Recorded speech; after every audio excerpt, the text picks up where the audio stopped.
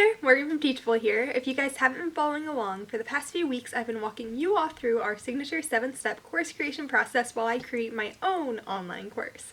So it's been super fun. We started, week 1 ideation and we're all the way to content creation now, and I actually decided to break content creation up into 2 posts and 2 videos because there is a lot to cover and I cannot pack in all the value if I just do 1 blog post and 1 video. So content creation week 1, we are going to cover the different equipment and programs you might want to use when making your online course content. So first things first, let's talk about shooting video, because I feel like most of the population has never had to shoot video of themselves before ever, and it can be kind of anxiety inducing when you're trying to figure out how do you make yourself look good, your setting look good, and everything look crisp and professional.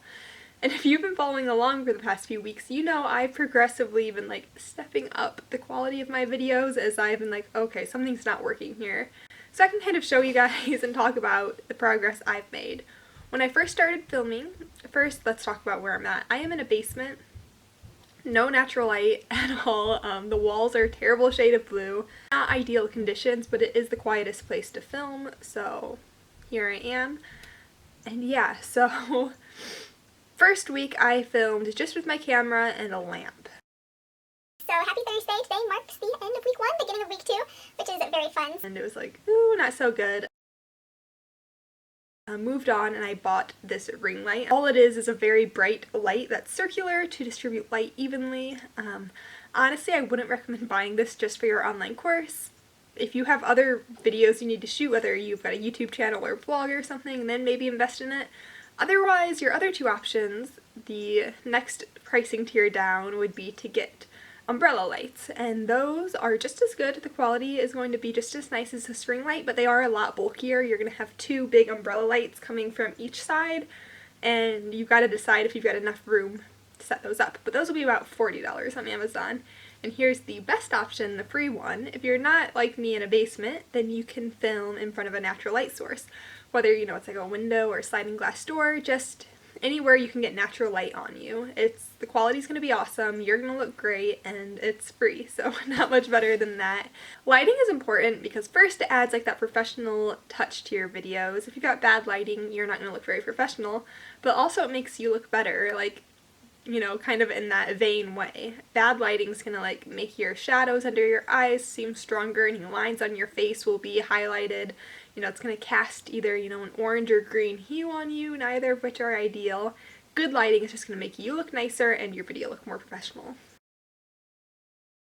Now talking about what we can film our video on. And again, I've got 3 different recommendations for that. Most expensive and completely unnecessary is a DSLR. That's what I'm filming on, just because that's what I have. I have this DSLR for my blog, and so if I've got it, I'm going to use it, but I would not go and buy a DSLR just to film your course content. Your next option could be your cell phone. Cell phones have surprisingly good cameras on them. As long as you've got a somewhat updated one from the past 5 years, honestly, you probably have a powerful camera and it's going to get the job done. If you are shooting with your cell phone, always make sure to wipe off the camera lens, because cell phones get really grimy, and if your photo quality and video quality is not so great on your cell phone, it's probably just because your lens is grimy from always grabbing it from your pockets and stuff. So pro tip there. Also, if you're going to use your cell phone, I do recommend getting one of these bendy tripods.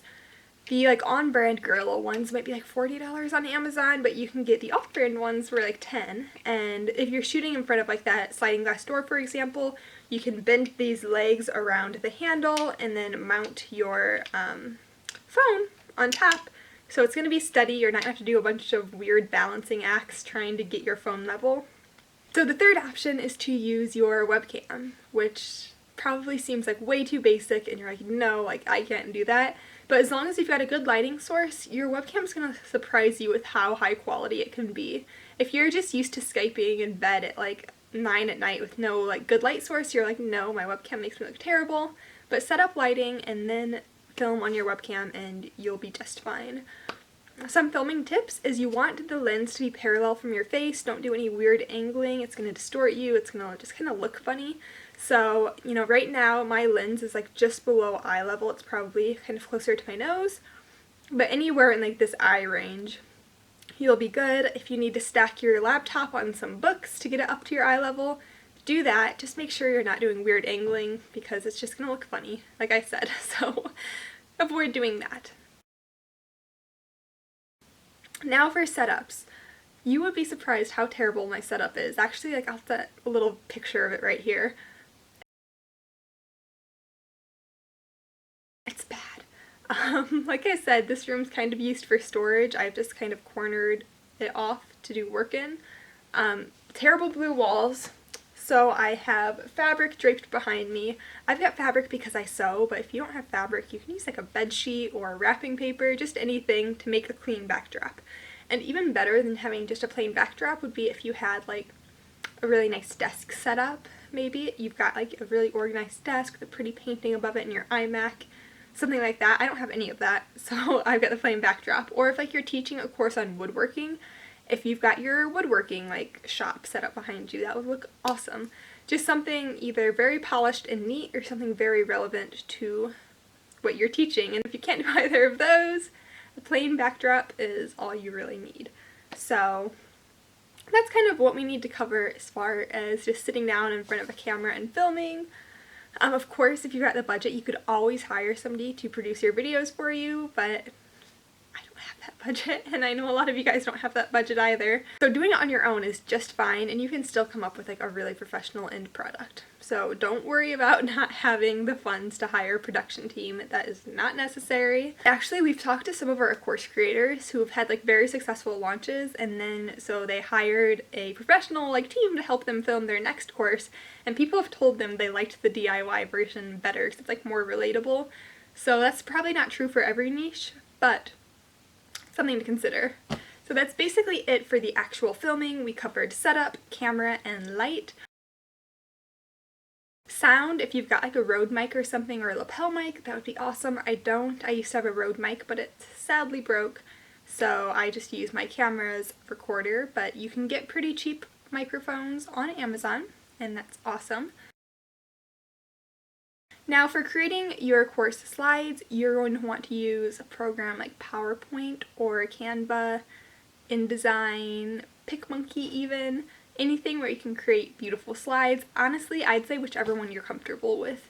Yeah, if you are really good at InDesign, you could probably make the most beautiful slide there, but if you don't know how to do InDesign or use InDesign, you're not going to make pretty slides there, so stick with what you know. Canva makes it super intuitive. I'd recommend that if you're a beginner, because they've got templates you can use, which just makes it so easy. So create your slides, put whatever you want on them. We'll kind of talk more about the content next week, but make them branded, beautiful, whatever, and then we can talk about what programs we can use to create the actual videos after you've made your slides. So personally, I use Camtasia because I am on a PC. If you're on a Mac, you can use ScreenFlow, and I honestly think ScreenFlow, out of everything I'm saying, is the best. Camtasia is like just as good, it's just less intuitive. I really miss using ScreenFlow because it made everything so easy. And if you're really kind of being scrappy, like I said, you don't want to invest in either of those programs, here's what you can do. You'll load up all of your slides into whatever movie maker you have, like maybe Windows Movie Maker, I think that's what I have on my computer, and then you will record your voiceover and add that to the slides, and then you just have to adjust the time of each individual slide. You won't be able to do that talking head in the bottom, but if you just want to do the voiceovers, that will work. It gets the job done. It's just kind of time consuming, and you just have to decide if that's worth it for you. And when you are recording the voiceovers, like I said, every week I've been working on getting better with my content, and last week my voiceover was a little low quality. My computer hums and buzzes and does all sorts of terrible noises, so I just invested in a microphone. This came right before I started filming. I was waiting to film so I could show you guys. It's the Blue Yeti microphone. I got the black one just because it was on sale on Amazon. It might still be on sale because I only ordered it like a week before filming this, less than a week. So yeah, this is what, when I was working in office at Teachable before I started working remote, this is what we all used in the offices whenever we had to do like an interview or anything, and the sound quality is awesome. These are a little more than $100, but if you are looking to invest somewhere, I'd say sound quality is a really good investment to make. But also you can use, like if you have earbuds, the microphone on some of those are really good. Yeah, And of course we're platform teachable. You all knew that though, so I won't talk about that too much, but yeah, if you're looking for the platform to host your online course, Teachable's the way to go, friends. Okay, thank you guys for watching. I hope this helped. I hope you guys feel a little more at ease about filming yourselves. I know it's kind of an intimidating process, but just remember, have good lighting, clean your lens before you start filming, so there's probably grime on there. That's going to make the quality a little lower. Shoot eye level, have a clean backdrop. You've got this. You're going to do awesome. I can't wait to see your guys' course content, and I will talk to you all next week. Bye!